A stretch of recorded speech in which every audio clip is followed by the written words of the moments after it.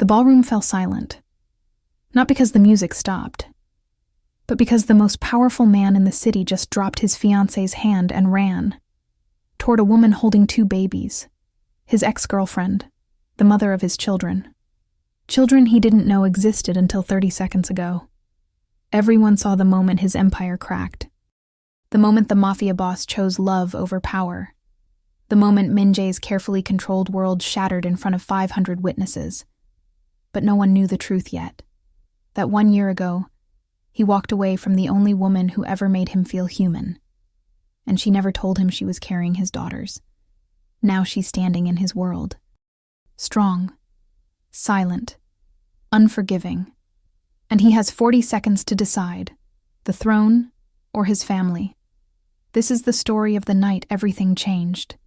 The chandeliers above the Grand Aurelia ballroom scattered light like broken stars. Min Jae stood at the center of it all, his black tuxedo perfectly tailored, his expression carved from stone. Beside him, Yuna smiled for the cameras, her hand resting delicately on his arm. She was beautiful, polished, everything his family wanted, everything he didn't love. The engagement had been announced 3 months ago, a strategic alliance between 2 powerful families. Yuna's father controlled the ports. Min Jae's family controlled everything else. Together, they would be unstoppable. But Min Jae felt nothing. He nodded at arriving guests, shook hands with politicians and businessmen, played the role he'd been trained to play since childhood. His father stood near the bar, watching with approval. His mother adjusted her pearls, her eyes scanning the room for any sign of weakness. This was his life. Cold, calculated, perfect, until the door opened, and she walked in. Min Jae's breath stopped. Amara. She moved through the crowd like a memory he'd tried to bury. Her deep brown skin glowed under the soft light, her hair pulled back in elegant braids that framed her face. She wore a simple white dress that made her look like she didn't belong in this world of excess and pretense. But it wasn't her beauty that stopped his heart. It was the 2 babies in her arms.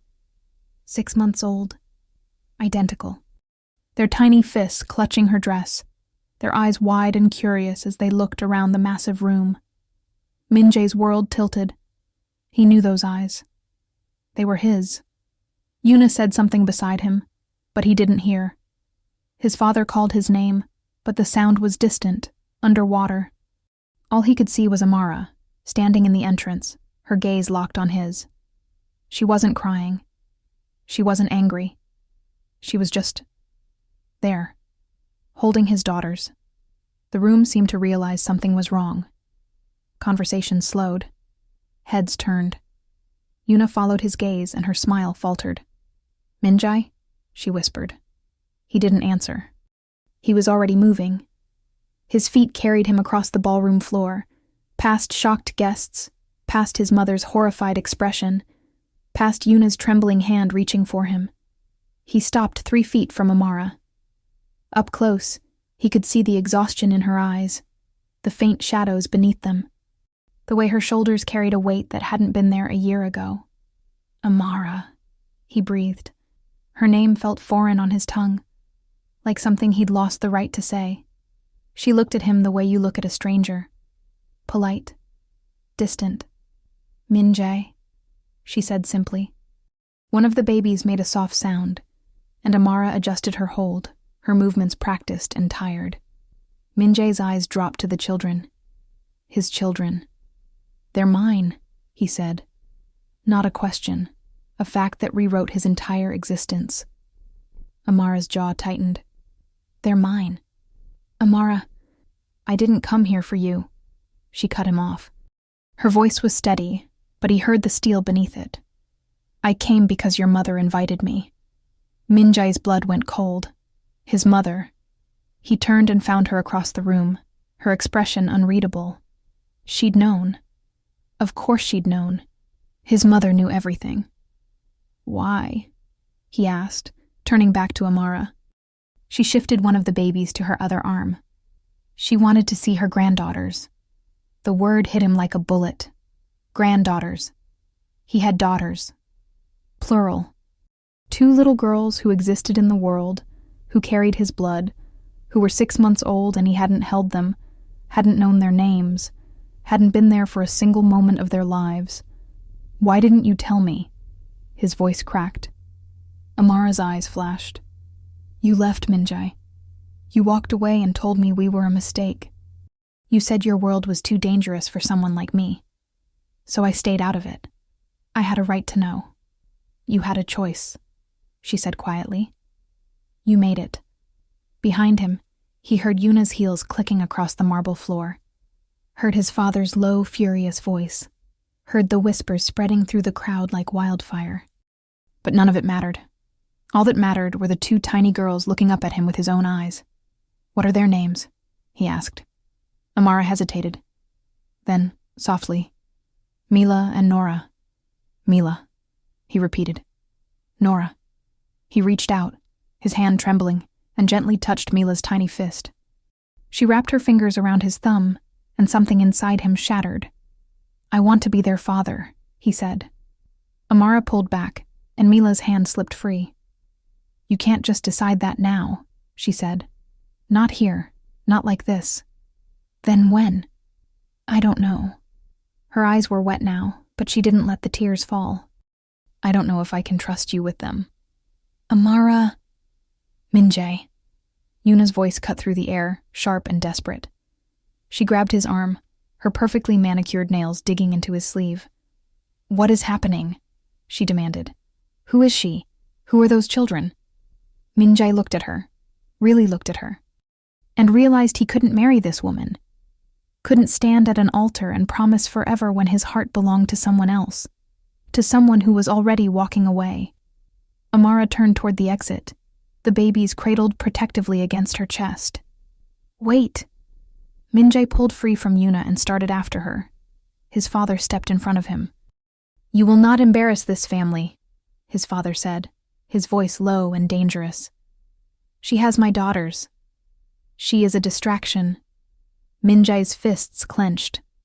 She is the mother of my children. Children you knew nothing about until 5 minutes ago. His father's eyes were cold.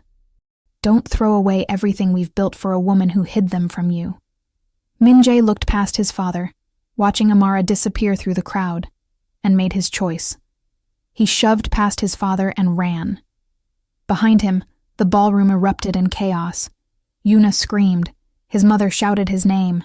Cameras flashed. But he didn't stop. He burst through the doors and into the night, scanning the street. There. Amara was climbing into a taxi, carefully securing the babies in car seats. Amara, please, he shouted. She paused, one hand on the car door. Please, he said again, breathless. Don't disappear again. Let me try. She stared at him for a long moment. Then, without a word, she got into the taxi and closed the door. Minjai watched the red taillights fade into the city and knew nothing would ever be the same. Minjai didn't sleep.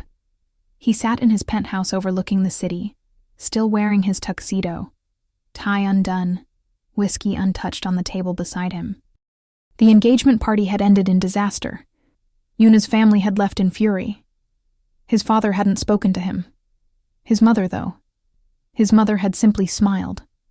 At 6 a.m., she appeared in his doorway, elegant even in her disappointment. You made quite the scene, she said, settling into the chair across from him. You invited her, Minjai replied. Why? His mother sipped her tea. Because you needed to know. You've known for 6 months? Longer. She set down her cup. Amara came to me when she was 4 months pregnant. She didn't want money, didn't want anything. She just wanted me to know that my granddaughters would exist, and that she would raise them alone. Minjai's chest tightened. And you said nothing. You were already engaged, already committed to the alliance with Yuna's family. I thought. She paused. I thought it would be easier for everyone if you never knew. Easier. His voice was raw. I have daughters, and you kept them from me. I kept you from them, she corrected gently. This life, Minjai. The violence, the danger, the enemies at every corner. Is that what you want for 2 innocent girls? He didn't answer, because she was right. His world was darkness, and Amara had taken their daughters into the light. Where is she? He asked. His mother studied him. You're really going to do this? They're my children. They're safe. Happy. They don't need your chaos. Min-jae stood, his hands shaking. I need them. His mother's expression softened. She pulled a piece of paper from her purse and handed it to him. An address. The apartment building was modest, clean, but nothing like the world Min-jae inhabited. He stood outside for 10 minutes before gathering the courage to knock. Amara opened the door with Nora on her hip. She didn't look surprised. Your mother told you, she said. Can I come in? She hesitated, then stepped aside. The apartment was small but warm. Toys scattered across the living room floor. A playpen in the corner. Photos on the wall. Amara with the twins at the park, at the beach, their first smiles.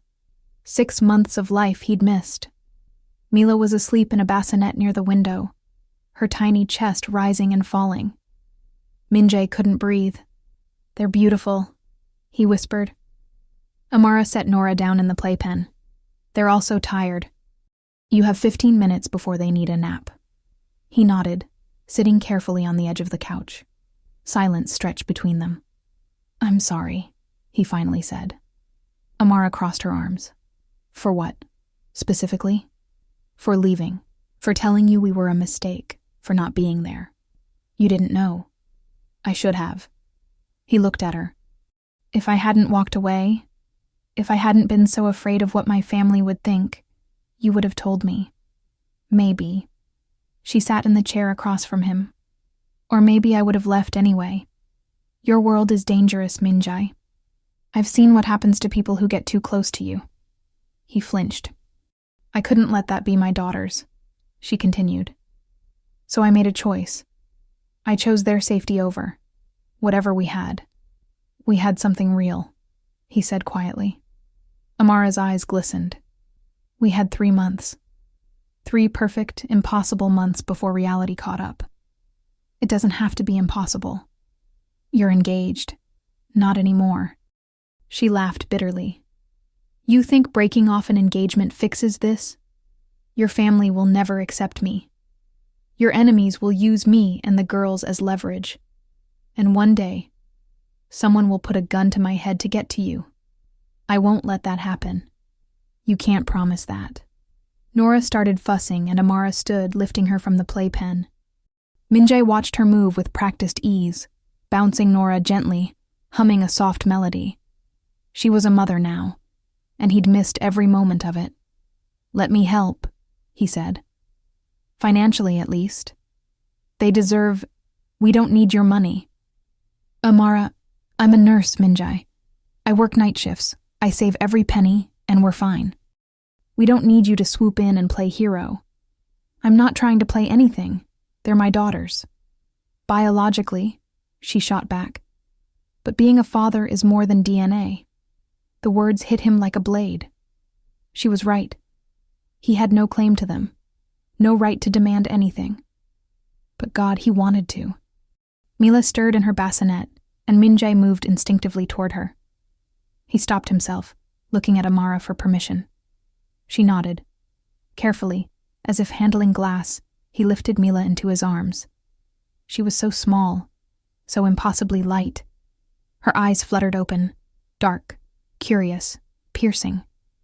His eyes. Hi, Mila, he whispered. She made a soft sound, her hand reaching for his face. When her tiny palm pressed against his cheek, something inside him broke open. I'm your father, he said, voice cracking. And I'm so sorry I wasn't here. Amara looked away, but not before he saw the tears. You can visit, she said finally. Once a week, here, never your world. It wasn't enough, but it was a start. Thank you, he breathed. She met his eyes. This doesn't mean I forgive you. I know. And it doesn't mean we're anything. I know. She took Mila from his arms and placed her back in the bassinet. You should go, she said. They need to sleep. Min-jae stood, his body aching to stay, his heart screaming at him to fight harder. But Amara had given him an opening, and he wouldn't ruin it by pushing too far. "Can I come back tomorrow?" he asked. She hesitated, then nodded. Same time. He left the apartment feeling lighter and heavier all at once. Outside, his driver waited by the car. But before Min-jae could get in, a black SUV pulled up. His father stepped out. "We need to talk," his father said, voice cold. Min-jae straightened. "Not now. You embarrassed us. You destroyed an alliance. And for what? A woman who doesn't even want you? She's the mother of my children. Children she kept from you." His father stepped closer. "Wake up, Min-jae. She's using them to manipulate you. She asked for nothing." Yet, Min-jae clenched his jaw. "I'm going to be in their lives. You can't stop me." His father's expression darkened. "I can make this very difficult for all of you. If you threaten them..." Your two options. Keep listening to short previews.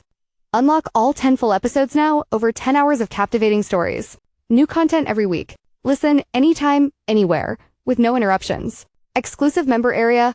Choose next week's story theme.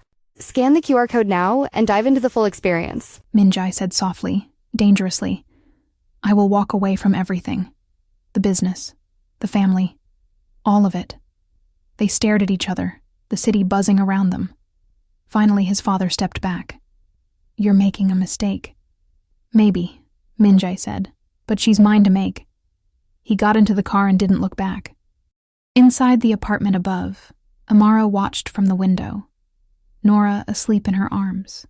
She didn't know if she'd made the right choice, but for the first time in 6 months, she felt something other than alone. For 3 weeks, Min-jae kept his promise. Every evening at 6, he arrived at Amara's apartment. He brought no gifts, no extravagance, just himself. He learned to change diapers, though Mila always seemed to laugh at his clumsy attempts. He mastered the art of bottle-feeding Nora, who refused to drink unless someone sang to her. He memorized their cries, their smiles, the way Mila's nose crinkled when she was about to laugh. And slowly, carefully, he began to see Amara again. Not as the woman who'd left, but as the woman who'd stayed. She worked night shifts at Mercy General Hospital, so Min-jae started arriving earlier, helping with the evening routine. He'd hold the girls while Amara showered. He'd fold laundry while she prepared bottles. They didn't talk much at first, but the silence between them was no longer cold. One evening, as Nora dozed in his arms, Amara sat across from him with a cup of tea. "You're good with them," she said quietly. Min-jae looked up, surprised. "I'm learning. Most fathers don't try this hard. I have a lot to make up for." She studied him, her gaze softer than it had been in weeks. "Why did you really leave, Min-jae?" A year ago. He'd known this question would come. He just didn't know if he could answer it honestly. "My father found out about us," he said finally. "He said you were a weakness, that enemies would use you against me. He gave me a choice. End it, or watch you become a target." Amara's expression didn't change. "So, you chose for me. I thought I was protecting you. By breaking my heart?" He swallowed. "Yes." She shook her head. "That's not protection, Min-jae. That's control. You didn't trust me to make my own choice." "I know. Do you?" She set down her tea. "Because you're doing it again. Coming here, playing the good father, but you're still keeping me at arm's length. You still haven't told me the truth about your life, about what you really do." Min-jae's jaw tightened. She leaned forward. "I'm not stupid. I know what your family is. I know the rumors. But if you want to be part of their lives, I need to know what I'm exposing them to." He looked down at Nora, asleep and perfect in his arms. "My family controls most of the underground operations in the city," he said slowly. "Smuggling, protection, influence. My father built it from nothing. He expects me to take over when he steps down." "And the violence?" "It's always there, in the background. Most of our enemies know better than to strike directly, but sometimes they do." He nodded. Amara stood and walked to the window. I knew it would be like this. That's why I stayed away. You shouldn't have to hide. And they shouldn't have to grow up in fear. Min-jae gently placed Nora in her bassinet and crossed to Amara. He stood behind her, close enough to feel her warmth, far enough to respect her space. I can protect you, he said. I don't want protection. I want peace. Then I'll give you that too. She turned and suddenly they were inches apart. Her eyes searched his face, looking for the lie, the crack, the moment he'd run again. How? She whispered. I'll leave. Her breath caught. What? I'll leave the family. Walk away from all of it. Start over. Somewhere safe. Somewhere they can grow up without... Min-jae, you can't just... I can. His hand lifted, hovering near her cheek. For them. For you. I can do anything. Amara's eyes filled with tears. You'd give up everything? I already lost everything when I lost you. The space between them dissolved. She closed the distance first, her lips finding his in a kiss that tasted like forgiveness and hope and everything they'd tried to bury. Min-jae's arms wrapped around her, pulling her close, and for the first time in a year, he felt whole. When they finally broke apart, both breathless, Amara pressed her forehead to his. This is crazy, she whispered. I know. Your family will never let you go. I don't care. And what about the girls? They deserve stability. Not a father on the run. They deserve a father who chooses them over power. Amara pulled back, her hands still resting on his chest. I need time to think about this. Take all the time you need. She smiled sadly.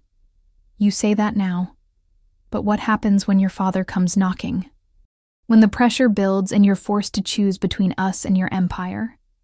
I already chose. Words are easy, Min-jae. Proving it is harder. Before he could respond, his phone buzzed. Then again. And again. He pulled it out, and his blood went cold. 7 missed calls, all from his head of security. 3 texts. Sir, we have a situation. Rival family making moves. You need to come now. Amara saw his expression change. What is it? I have to go. Her face fell. See? It's already happening. This isn't... Go, she said, stepping back. Do what you have to do. Amara, I'll see you tomorrow, or I won't. Either way, I'll know the truth. Min-jae wanted to argue, wanted to stay, wanted to prove that this time was different. But his phone wouldn't stop ringing. And somewhere across the city, his family was under attack. He kissed her forehead. I'll be back. I promise. She didn't answer. He left the apartment and climbed into his car, his driver speeding toward the warehouse district. Inside, Amara locked the door and sank to the floor. She'd known it would end like this, known he couldn't truly leave. But God, she'd wanted to believe him. Behind her, Mila started to cry. And Amara realized she was crying too. The warehouse was chaos. Not the violent, explosive kind, but the cold, calculated tension that came before a storm. Min-jae's security team surrounded him the moment he stepped out of the car. 12 men in dark suits, eyes scanning every shadow, every rooftop. Sir, his head of security, Tae-hyun, handed him a tablet. The Kim family made their move 2 hours ago.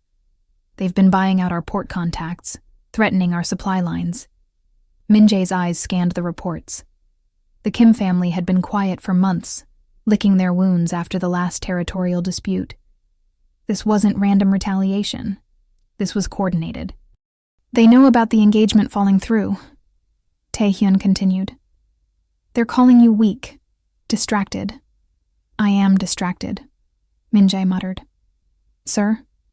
He looked up. Where's my father? En route. He wants a full family meeting in an hour. Min-jae's stomach twisted. A family meeting meant decisions. Strategy. Retaliation. It meant war. He thought of Amara, sitting alone in her apartment, wondering if he'd chosen his empire over her again. He thought of Mila and Nora, asleep in their bassinets, untouched by this darkness. He thought of the promise he'd made to walk away, and realized how impossible it truly was. The meeting room was underground, accessible only through 3 security checkpoints. His father sat at the head of the table, flanked by his uncles and the family's top advisors. Yuna's father was there too, his expression murderous. Min-jae took his seat, ignoring the hostile stares. "The Kim family thinks we're vulnerable," his father began without preamble. "They think you've made us soft." "I ended an engagement," Min-jae said evenly. "That doesn't make us weak." "It makes us look weak," Yuna's father snapped. "You humiliated my daughter in front of the entire city. Now our enemies think they can strike without consequence. Your daughter deserves better than a man who doesn't love her." "Love?" His uncle Jin laughed harshly. "This isn't about love. This is about power, survival." Min-jae's father raised a hand for silence. "The Kim family has overstepped. We respond tonight. Hard and public." "What kind of response?" Min-jae asked carefully. His father's eyes glinted. "We make an example. Show them what happens when they forget who we are." The room murmured in agreement, but Min-jae felt sick. He knew what making an example meant. It meant violence, meant sending a message written in blood. "There has to be another way," he said.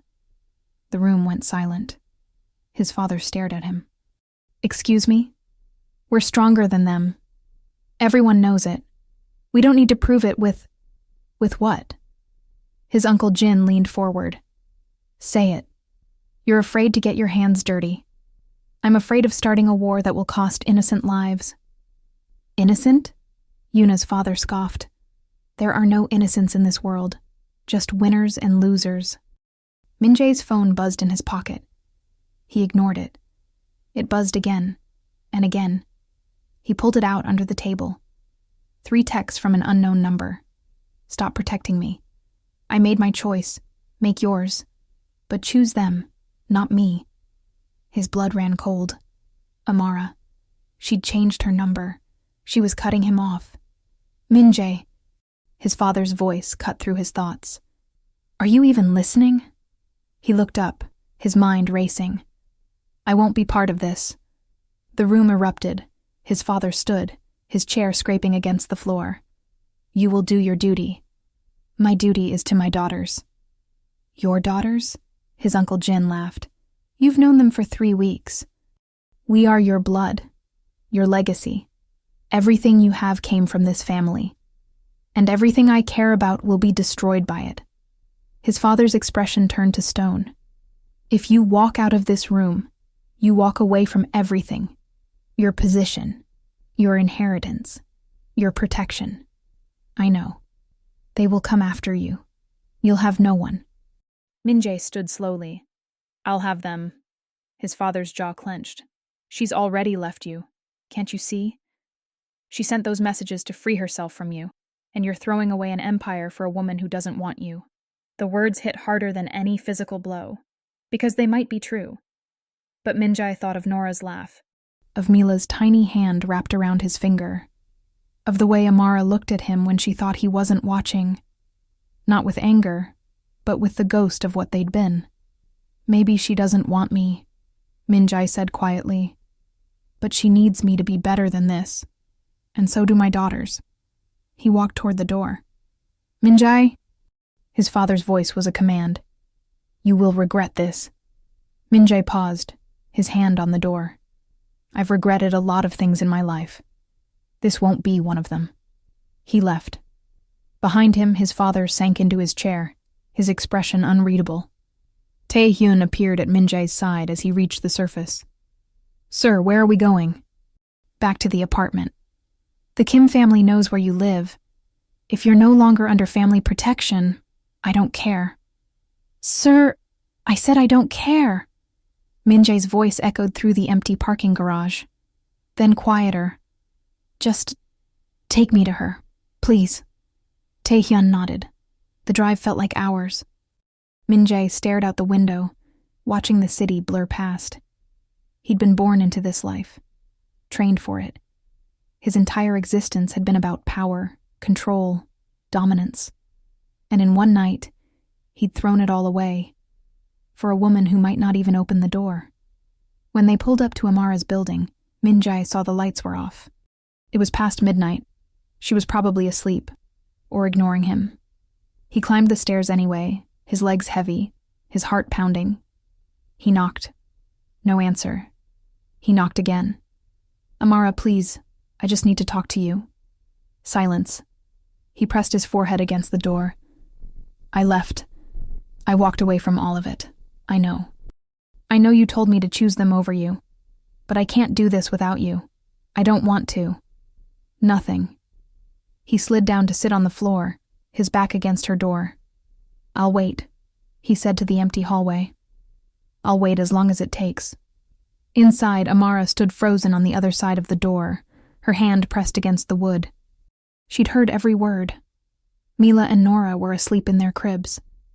The apartment was dark, and Amara's heart was breaking all over again. Because she'd meant what she said. She'd told him to choose the girls, to be the father they deserved, even if it meant staying in his world. She hadn't expected him to choose her too. She unlocked the door. Min-jae scrambled to his feet as it opened. Amara stood there in an old t-shirt and sweatpants, her eyes red, her hair messy. She'd never looked more beautiful. "You're an idiot," she whispered. "I know. You gave up everything." "Not everything." He took a careful step closer. "I still have a chance. With you, with them. That's everything." A tear slipped down her cheek. "What if it's not enough? What if your family comes after us? What if—" He closed the distance and cupped her face in his hands. "Then we run. We disappear. We start over somewhere they'll never find us. I don't care where we go as long as we're together." "Min-jae, I love you," he said. "I never stopped. And I know I don't deserve another chance, but I'm begging you. Let me prove that I can be the man you need, the father they need." Amara's breath hitched. She'd promised herself she wouldn't fall again, wouldn't let him back in.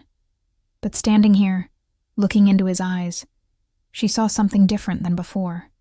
She saw fear, vulnerability, truth. "If you hurt them," she said, her voice shaking. "If you disappoint them, if you put them in danger, I won't. You can't promise that." "Then I promise to die trying." She pulled him inside and closed the door. They stood in the dark living room, the city humming beyond the windows. "I sent those texts to protect you," Amara said softly. "Your family would have used me against you. I thought if I pushed you away, you'd stay safe. I don't want safe. I want you. Safe is better for the girls. The girls need a father who shows them what love looks like. Real love. The kind that doesn't run when things get hard." Amara laughed through her tears. "You're really doing this. Walking away from a criminal empire for, what? Diapers and sleepless nights? Best trade I've ever made." She shook her head, but she was smiling. And then she kissed him. Not soft and tentative like before, but fierce, desperate. Like she was pouring a year of loneliness and fear and hope into one moment. When they finally broke apart, both breathless, Min-jae rested his forehead against hers. "We'll figure this out," he whispered. "We better," she said, "because I'm not doing this alone anymore." From the bedroom, Nora started crying. Amara sighed. "Welcome to fatherhood. No sleep, no privacy, and you're about to get spit up on." Min-jae grinned. "Perfect." They walked to the nursery together. And for the first time in a year, Amara didn't face the night alone. 3 months passed like a dream Min-jae was afraid to wake from. He rented a small house in the suburbs under a fake name, nothing like the penthouse he'd grown up in, but it had a backyard where Mila and Nora could play when they got older, and it was far enough from the city that his father's reach felt distant. Amara was hesitant at first. She kept her apartment, kept her independence, visited the house on weekends. But slowly, carefully, she began to let him in. Min-jae learned what it meant to be ordinary. He woke at 5 a.m. when the girls cried. He learned to function on 3 hours of sleep. He discovered that changing a diaper while holding a bottle while singing a lullaby was an Olympic-level skill. He failed constantly, put Mila's onesie on backward, mixed up their bottles, panicked when Nora's fever spiked at 2 a.m. But Amara was patient. She taught him, guided him, laughed at his mistakes and praised his small victories. And somewhere in the chaos of dirty diapers and midnight feedings, they fell in love all over again. Min-jae found work as a consultant for a security firm. Legitimate, legal, boring. The pay was a fraction of what he'd had access to before, but it was honest. He came home tired and proud. Amara reduced her shifts to part-time, and for the first time since the girls were born, she slept more than 4 hours a night. They were building something real, something fragile, something his family would destroy if they found it. Min-jae sat on the back porch, Nora asleep on his chest, watching Amara plant flowers in the small garden. She'd been talking about growing vegetables, teaching the girls where food came from. He'd never imagined this life, but he couldn't imagine any other. "You're staring," Amara said without looking up. "You're beautiful." She laughed, wiping dirt from her hands. "I'm covered in soil and baby spit up." "Still beautiful." She stood and crossed to him, leaning down to kiss his forehead. "The girls will wake up soon. I need to start dinner." "I'll cook. You burned pasta last week." "That was a learning experience." She grinned and took Nora from his arms. "Fine, but I'm supervising." As she walked inside, Min-jae's phone buzzed. He almost didn't check it. He'd changed his number, cut ties with everyone from his old life except Tae-hyun, who checked in once a month to make sure Min-jae was still alive. But something made him look. "Unknown number. We need to talk. Tonight. Come alone." Tae-hyun. Min-jae's chest tightened. Tae-hyun never broke protocol. Never contacted him outside their scheduled check-ins. If he was reaching out now, something was very wrong. He texted back, when and where. The response was immediate. "The old coffee shop, 11 p.m. Don't tell anyone." Min-jae deleted the messages and pocketed his phone. Inside, Amara was heating up bottles, Nora on her hip, humming softly. She looked so peaceful, so happy. He couldn't ruin this. Not yet. "I need to run out later," he said casually. "Just for an hour. Work thing." Amara looked up. "This late?" "Client emergency. I'll be back before you know it." She studied him for a long moment, then nodded. "Okay." But her eyes said she didn't believe him. The coffee shop was in a part of town Min-jae hadn't visited in months. It was a neutral zone, a place where deals were made and secrets exchanged. Walking through the door felt like stepping back into a life he'd fought so hard to leave. Tae-hyun sat in the back corner, a cup of untouched coffee in front of him. Min-jae slid into the booth across from him. "You look different," Tae-hyun said. "I am different. Happier." Min-jae didn't deny it. "What's going on?" Tae-hyun pulled out a tablet and slid it across the table. On the screen was a photo of Amara leaving the hospital after her shift. Another of Min-jae at the grocery store with Mila and Nora in a double stroller. Another of the house. Min-jae's blood went cold. "Who took these?" "Your father." "Why?" Tae-hyun met his eyes. "Because he's dying." The words didn't register at first. "What?" "Pancreatic cancer, stage 4. He has maybe 6 months." Min-jae stared at the table, his mind spinning. His father, the man who'd built an empire, who'd ruled with an iron fist, who'd never shown weakness, was dying. "He wants to see you," Tae-hyun continued. "He wants you to come back, take over the family before it's too late." "I can't." "Min-jae, I can't go back to that life. Your uncles are already fighting over succession. The Kim family is circling like sharks. Without you, the family will tear itself apart. Let it." Tae-hyun's expression hardened. "You think you can just walk away? That they'll let you live in peace with your little family while everything your father built crumbles? That's not my problem anymore. It will be when the wrong person takes power, and decides you're a loose end. Min-jae's fists clenched. Is that a threat? It's a fact. Tae-hyun leaned forward. You know how this works. The moment your father dies, anyone with a claim will be eliminated. That includes you, and anyone connected to you. The implication hung in the air like smoke. Amara, Mila, Nora. He promised not to touch them, Min-jae said quietly. He's dying. His promises die with him. Min-jae wanted to put his fist through the table, wanted to scream, wanted to grab Amara and the girls and run so far that no one would ever find them. But Tae-hyun was right. There was no running from this. What does he want? Min-jae asked. A meeting, just the two of you. He wants to make things right before he goes. Right? Min-jae laughed bitterly. He wants me to take over, to drag me back into the darkness. Maybe. Or maybe he just wants to see his son one last time. Min-jae closed his eyes. He thought of Amara, asleep in their bed, of Mila and Nora, safe in their cribs, of the life they'd built, brick by fragile brick, and realized it was all about to come crashing down. When? He asked. Tomorrow, noon, the estate. Min-jae nodded. Tae-hyun stood. For what it's worth, you were right to leave. You're better than all of this. Then why are you here? Because being better doesn't keep you alive. He left. Min-jae sat alone in the empty cafe, his future crumbling around him. When he got home, it was past midnight. The house was dark except for a single lamp in the living room. Amara sat on the couch, waiting. The girls? He asked. Asleep.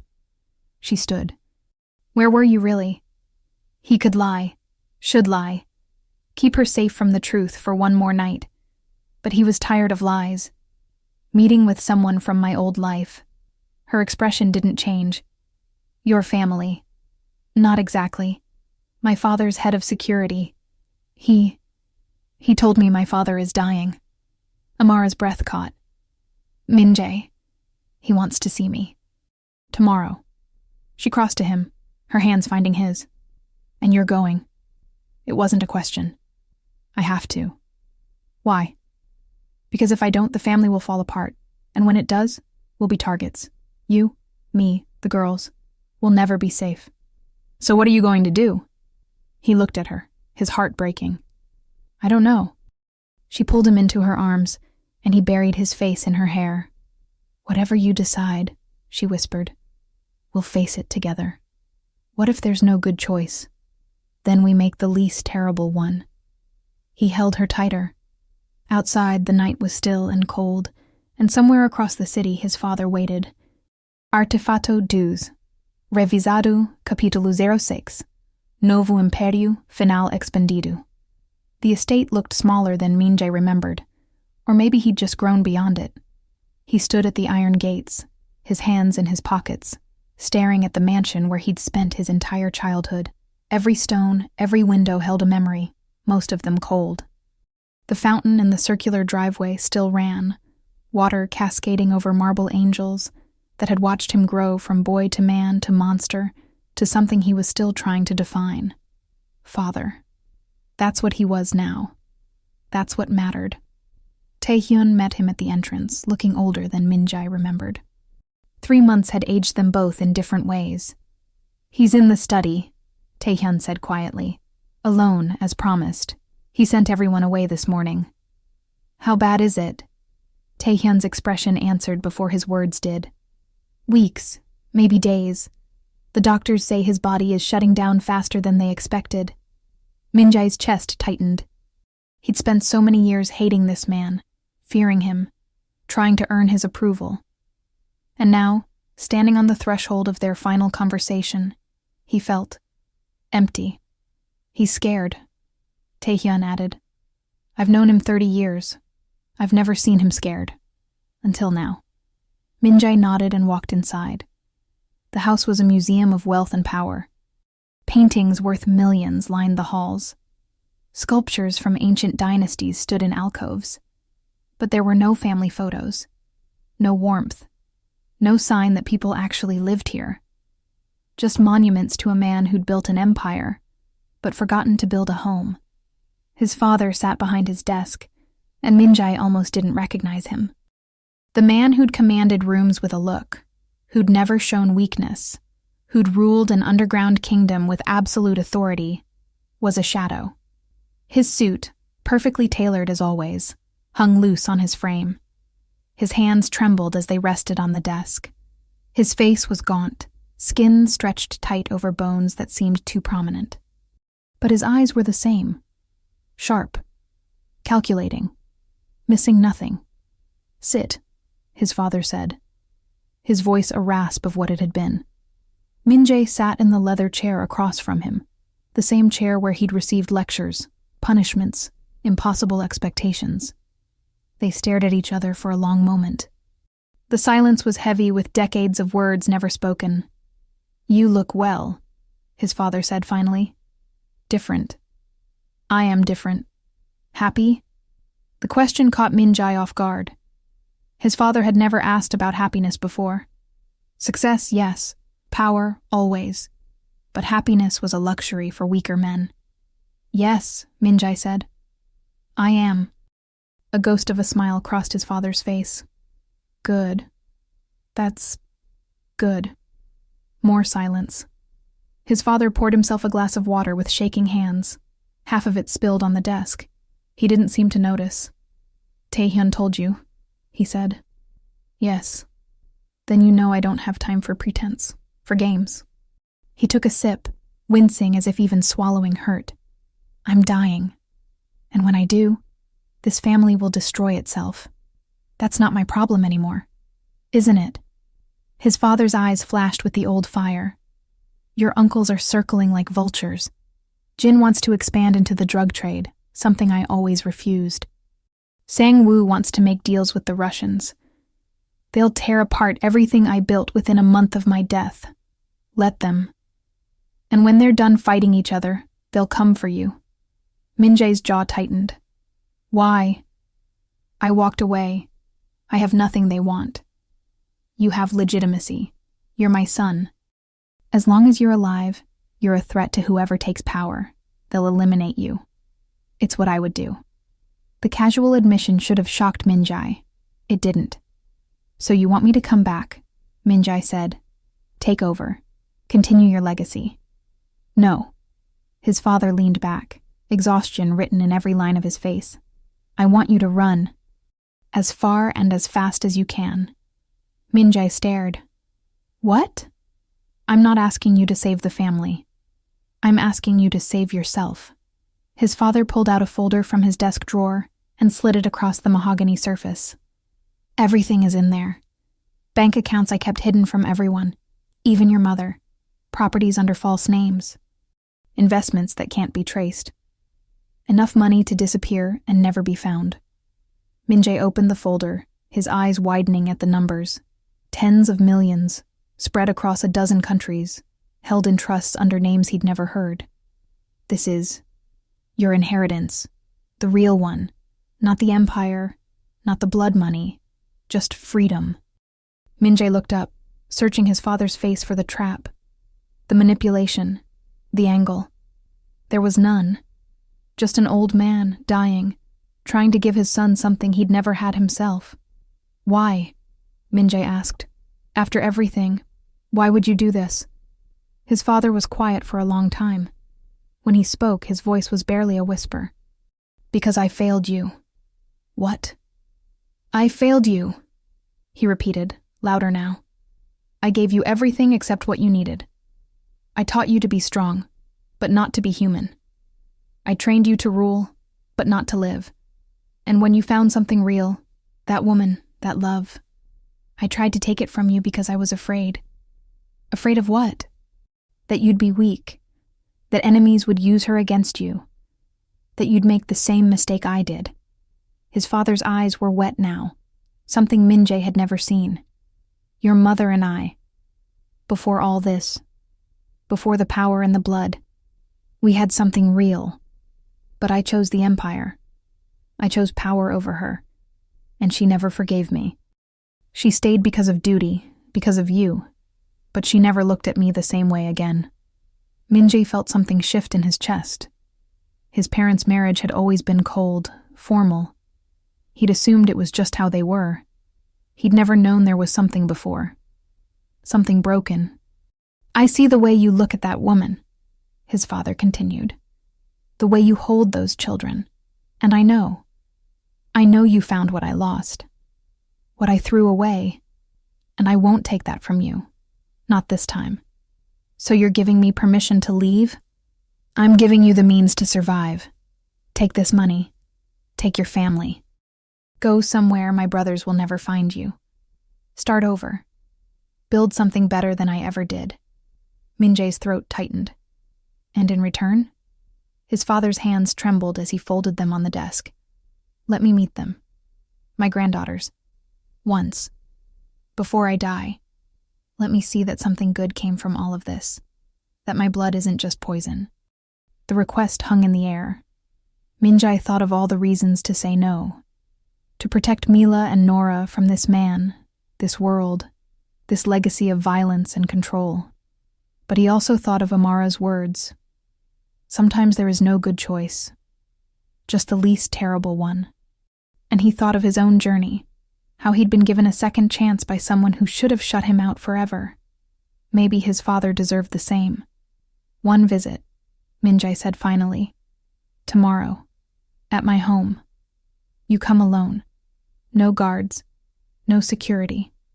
Just you. I accept. And if you ever threaten them, ever try to use them as leverage, ever bring your world into theirs, I won't."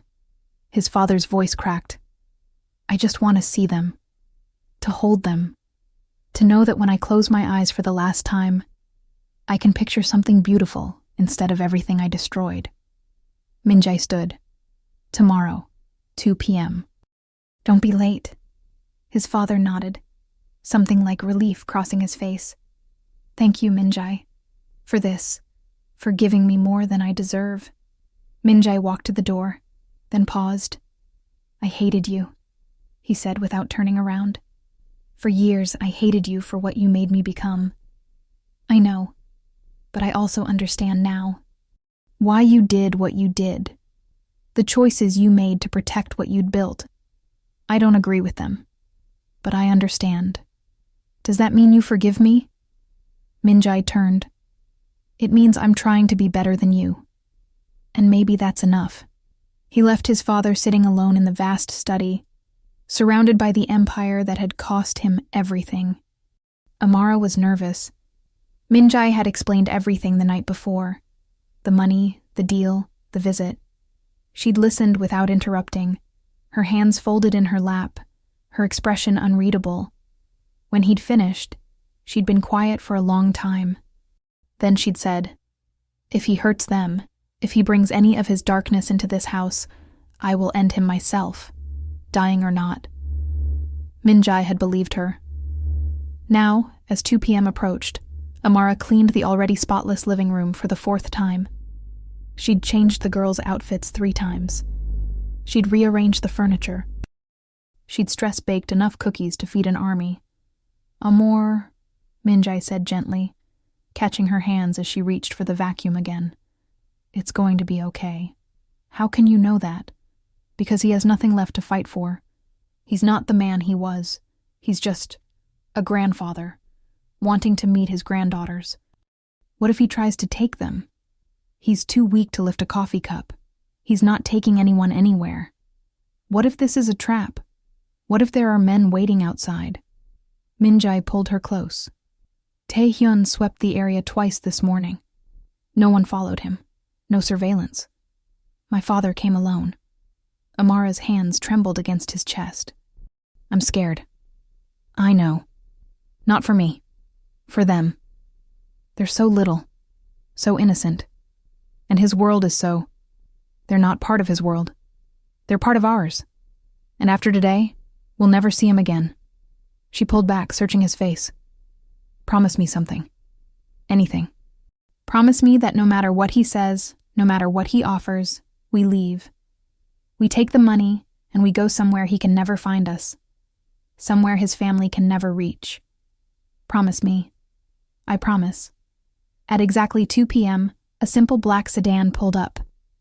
No armed convoy, no bodyguards, no show of power. Just one car, one old man. Min-jae's father stepped out slowly, leaning heavily on a cane Min-jae had never seen him use. He'd always been too proud to show weakness, but pride was a luxury he could no longer afford. He walked toward the house with measured steps, each one seeming to cost him. Amara stood at the door, Nora in her arms, Mila peeking from behind her legs. Min-jae stood beside her, ready to step between his family and any threat. But when his father reached the doorstep and looked at the children, there was no threat in his eyes, just wonder and grief. "May I come in?" he asked quietly, his voice barely above a whisper. Amara hesitated. Every instinct screamed at her to slam the door, to protect her children from this man and everything he represented. But she saw something in his face she hadn't expected. Regret. She nodded and stepped aside.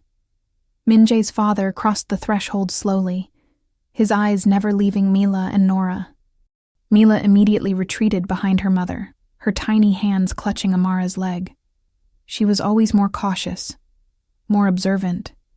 Even at this age, she seemed to sense the weight this stranger carried. But Nora, fearless, curious Nora, reached out her small hand toward the old man. Min-jae's father froze. His cane trembled in his grip. His jaw worked as he fought for composure. "Hello, little one," he whispered, his voice breaking. I'm your grandfather." Nora babbled something incomprehensible, her fingers opening and closing in the universal baby gesture for "come closer." Slowly, as if approaching something sacred, Min-jae's father knelt down. The movement was painful. Min-jae could see it in the way his face contorted, the way his breathing became labored. But he knelt anyway.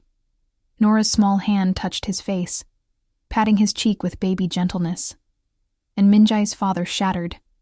Not soft tears, not quiet grief, but deep, wrenching sobs that shook his entire frame. The kind of crying that comes from a lifetime of buried pain finally breaking free. His shoulders heaved. His hands covered his face, and he wept like a man who'd spent 60 years building walls and now found them all crumbling at once. Amara looked at Min-jae, uncertain. But Min-jae just nodded. Let him feel this.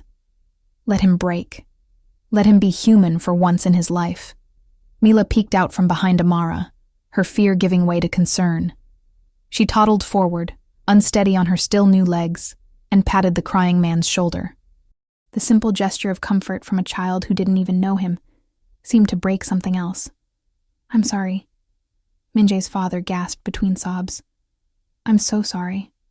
I never thought I'd have this. Never thought I deserved it."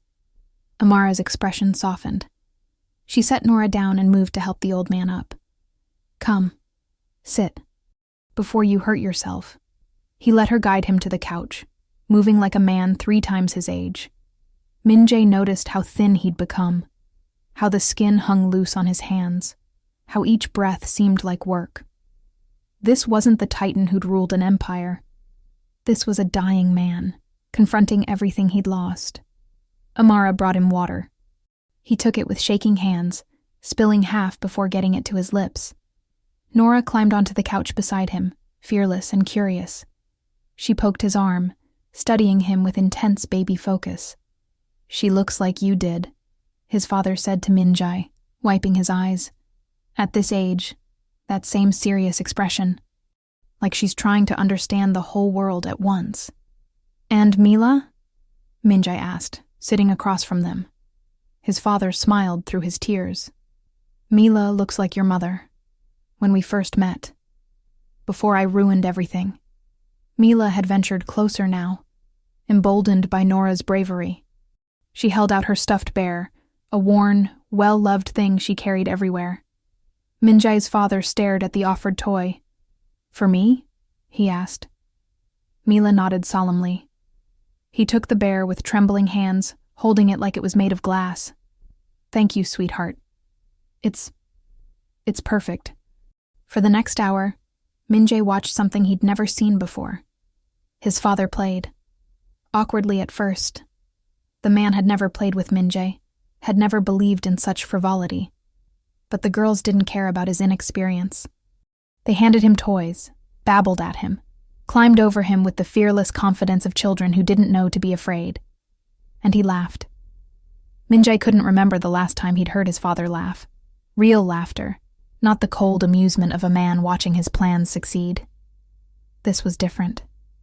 This was joy. Amara made tea, and they sat around the small living room. A dying crime lord, his estranged son, the woman who'd saved him, and 2 babies who'd changed everything. "You've built something beautiful here," his father said, watching Mila try to stack blocks while Nora immediately knocked them down. "Simple, real, everything I never had." "You could have had it," Amara said quietly. "You chose differently." He nodded. "I did. I thought power would fill the emptiness. It didn't. It just made the emptiness bigger." "And now?" Min-jae asked. His father looked at him. "Now I'm dying. And all that power, all that control, it means nothing. I can't take it with me. Can't use it to buy more time. Can't leverage it into forgiveness." He paused. "I'd trade every dollar, every property, every ounce of influence for 1 more year with them. With you. With this." The admission hung in the air. "But I don't get that choice," he continued. "So instead, I'm giving you what I should have given you years ago. The freedom to choose your own path, to be better than I was." He pulled out an envelope, different from the folder yesterday. Thicker. Inside are documents for the New Zealand property. A house on the coast. Isolated. Beautiful. Far from everything. The deed is in a false name. Untraceable. There's also information for 3 more properties. Safe houses in different countries, in case you ever need to move. Min-jae took the envelope. Why New Zealand? Because it's the furthest place from this life, and because... His father's voice softened. "Because I went there once. 40 years ago. Before the empire. Before the violence. It was the last place I remember being happy." Nora had fallen asleep against his shoulder, her small body trusting and warm. He held her carefully, as if she might break. "I wish I'd been this person sooner," he whispered. "I wish I'd chosen differently, been braver, been better." "You can't change the past," Amara said gently. "But you can do right by the future.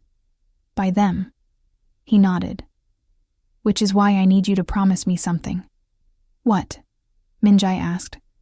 "Promise me you'll leave. Tomorrow. Tonight if you can. My brothers don't know about this money, but they'll figure it out eventually. They'll come looking, and when they do, I need you to be gone.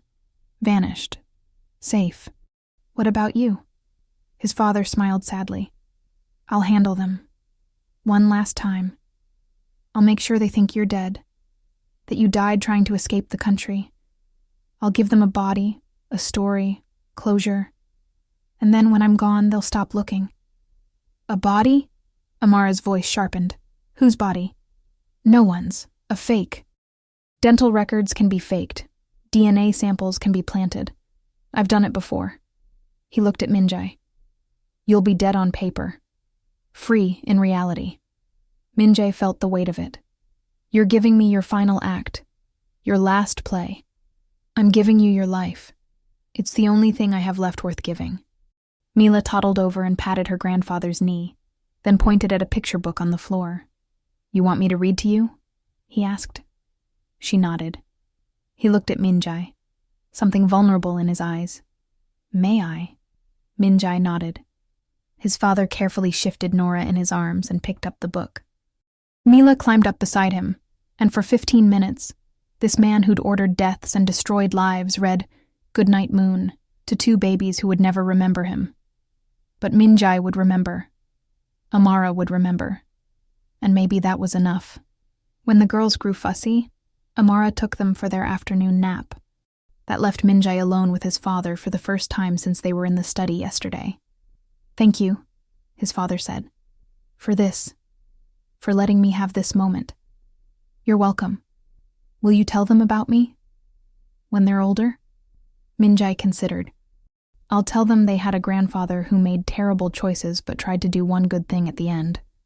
I'll tell them he loved them, even though he never got to know them. And I'll tell them he gave us our freedom. His father nodded, wiping his eyes. That's more than I deserve. Probably. They sat in silence for a moment. I'm proud of you, his father said suddenly. I never said it when it mattered, but I'm saying it now. You became everything I couldn't. And that makes all my failures worth something. Minjae's throat tightened. I spent my whole life waiting to hear you say that. I know. I'm sorry I waited until now. His father stood slowly, every movement painful. Minjae helped him to the door. Before leaving, the old man turned. There's one more thing in that envelope. A letter. For when they're older. For when they ask who their grandfather was. Read it first. Decide if you want to keep it or burn it. Either choice is right. I will. And Minjae? Be happy. Don't waste a single moment, because the time we have with the people we love, it's the only thing that matters. Everything else is just noise. He walked to his car, moving like a ghost, like a man already half gone. Minjae watched him drive away, and knew he'd never see him again. That night, after the girls were asleep, Minjae opened the final envelope. Inside was a letter, handwritten in shaking script. To my granddaughters Mila and Nora, you will never know me. That is both my greatest regret and my final gift to you. I was not a good man. I built an empire on fear and violence. I hurt people. I destroyed families. I chose power over love, and in doing so, I lost everything that mattered. But your father is different. He chose you. He chose love. He walked away from everything I built because he knew something I learned too late. That the only empire worth having is the one you build in the hearts of the people you love. By the time you read this, I will be long gone. But I want you to know that in my final hours, you gave me something I'd never had before. Peace. Hope. The knowledge that my blood wasn't entirely poison. That something good could come from my life after all. Protect your father. He's braver than I ever was. Love your mother. She saved him when I tried to destroy him. And build beautiful lives. Far from the darkness I created. Far from the violence and the fear. You are my redemption. My proof that broken men can create beautiful things, even if they never get to hold them. I loved you, even though I never got to know you. I loved you from the moment I saw you. And I'm sorry I can't be there to watch you grow. Your grandfather. Minjae's hands trembled as he finished reading. Amara read over his shoulder, tears streaming down her face. Do we keep it? She asked. Minjae thought of the man who'd written it. The man who destroyed so much but tried at the very end to build something good. We keep it, he said. They deserve to know that even broken people can love, that even terrible men can have good moments, that redemption is possible, even at the end. They burned the letter in the fireplace. After photographing it, after memorizing it, after deciding together that the girls would see it when they were old enough to understand. The next morning, they started packing. 5 days later. The phone call came at 3 a.m. Minjae knew what it was before he answered. Mr. Lee? Taehyun's voice was steady, professional. I'm calling to inform you that your father passed away 2 hours ago, peacefully, in his sleep. Minjae sat on the edge of the bed, the phone heavy in his hand. Thank you for letting me know. There's something else. He left instructions. A car accident was staged this afternoon. A body was recovered, identified as you through dental records. Your uncles believe you died trying to flee the country. Minjae's breath caught. He actually did it. His final play. You're dead on paper. All assets frozen. No one is looking for you anymore. You're free. And the family? Already falling apart. Just as he predicted. Jin and Sang-woo are at each other's throats. The empire won't last 6 months. Good, Min-jae said. Let it burn. I'm sorry for your loss, Taehyun said. He was complicated. But at the end, I think he found something like peace. Thank you for everything. Will I hear from you again? No, this is goodbye. Then, live well. Be the man he never could. The line went dead. Min-jae sat in the darkness, processing it all. His father was gone. His old life was gone. He was officially dead. And somehow he'd never felt more alive. Amara appeared in the doorway. Was that? Yes, he's gone. She sat beside him, taking his hand. How do you feel? I don't know. Sad, relieved, free. All of it at once. Do you regret letting him meet them? Min-jae thought of his father's tears, his laughter, the way he'd held Nora, the way he'd read to Mila. No. He deserved that moment. And so did I. I needed to see that he was human, that he could feel, that there was something in him worth saving, even if it came too late. They sat together in the quiet. We leave in the morning, Amara said. Everything's packed. You're sure about this? Leaving everything behind? She smiled. I've been ready to leave since the day the girls were born. I just didn't think we'd ever really be free. But now, she looked around the small house. Now we can actually start over. No fear. No looking over our shoulders. Just us. Just us, he repeated. I like the sound of that. They went back to bed, but neither of them slept. Tomorrow, they'd leave this life behind. Tomorrow, they'd step into the future his father had paid for with his last breath. Tomorrow, they'd begin again. 6 months later, New Zealand. The house on the coast was everything Min-jae's father had promised, and more. White sand beaches stretched for miles in both directions. Rolling green hills rose behind the property. The ocean was so blue it hurt to look at. And their nearest neighbor was 15 miles away. Perfect isolation. Perfect peace. Min-jae sat on the porch, watching Amara help Mila and Nora walk along the beach.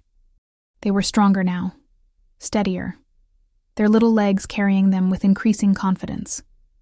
Every time they fell, they got back up, just like their parents. His phone was off, had been for months.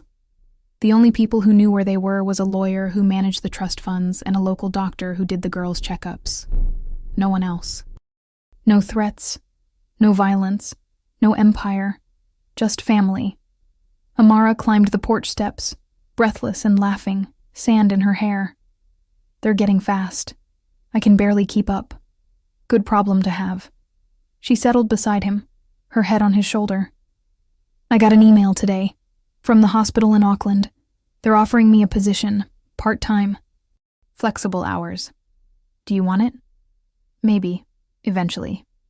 Right now, I just want this. Them, you. The rest can wait. Min-jae kissed her hair. Have I told you today that I love you? Only 3 times. You're slipping. I love you. 4. Mila toddled over, covered in sand, and climbed into his lap. Nora followed, demanding equal attention. Min-jae held them both, these tiny humans who'd saved him without even trying. Papa, Mila said clearly. She'd started saying it a month ago and hadn't stopped since. Yes, baby, I'm here. Papa, Nora echoed, not wanting to be left out. Amara laughed, wiping sand off Nora's nose. Looks like you're stuck with us now.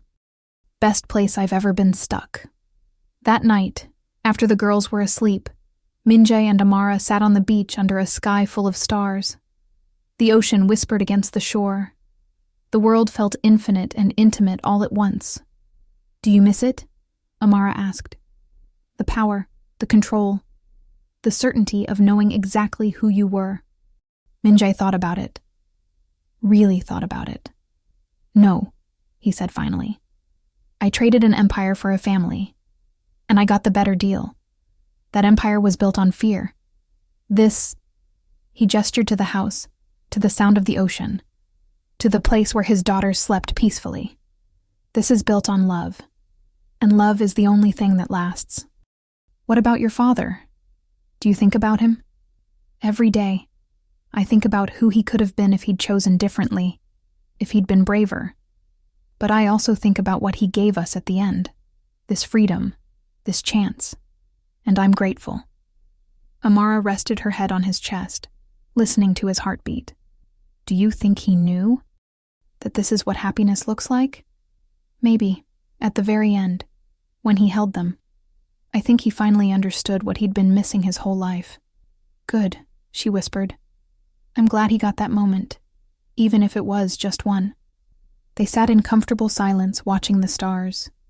In the distance, Mila cried out. Then Nora joined in. Amara sighed.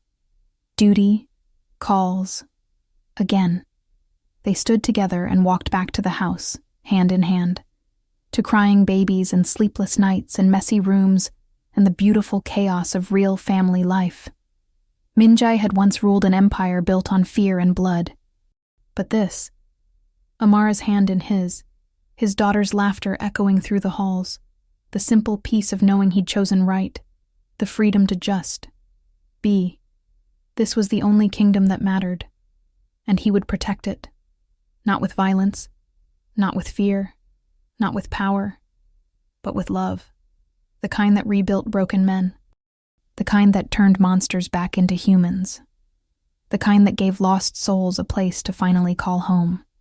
He thought of his father's letter, safely stored in a fireproof box for the day when the girls would be old enough to understand. He thought of the empire that was probably ashes by now. He thought of the life he'd left behind, and felt nothing but peace. Because here, in this house on the edge of the world, surrounded by the people who made him whole, Minjai had everything he'd ever truly wanted.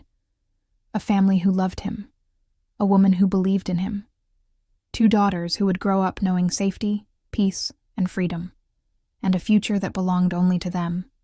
This was his real empire, built not on fear, but on love, built not on blood, but on forgiveness, built not on power, but on the simple, profound choice to be better than who he'd been.